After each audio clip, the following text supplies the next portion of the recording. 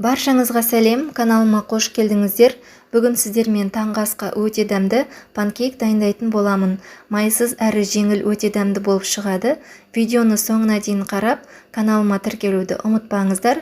Қажетті заттарды төменге описание бөліміне жазып қалдырамын.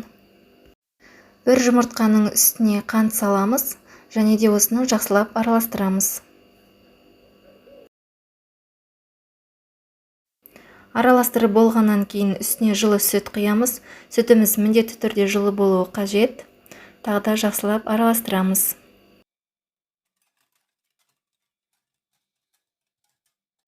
Оның үстіне қопсытқыш саламыз. Осы илектің ішінде жақсылап араластырамыз. Және де ұнымызды шетінен аз-аздан салып отырамыз. Видеода көріп тұрғандарыңыздай шетінен осылай аз-аздап салып, жақсылап араластырып аламыз барлық ұнымызды. Барлығын салып болғаннан кейін бізде осындай масса пайда болады. Енді ерітілген сары май құямыз. Тағы да жақсылап араластырып аламыз.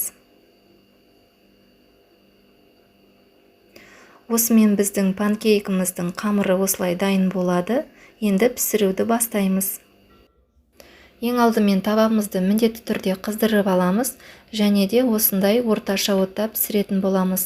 От қатты болып кетпеу керек, және де ақырында болмауы қажет. Орташа отта пісіреміз.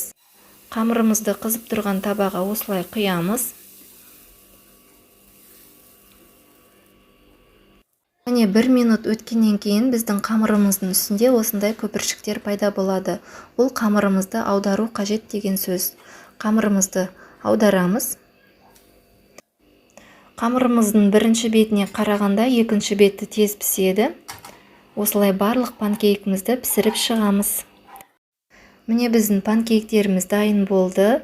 Енді панкейкті мен осылай шоколадпен әсемдейтін боламын. Сіздер де міндетті түрде дайындап көріп, отбасыларыңызды қуантыңыздар. Және де каналыма тіркеліп, лайк басып, комментарий жазуды ұмытпаңыздар. Сіздермен болған Мөлдір.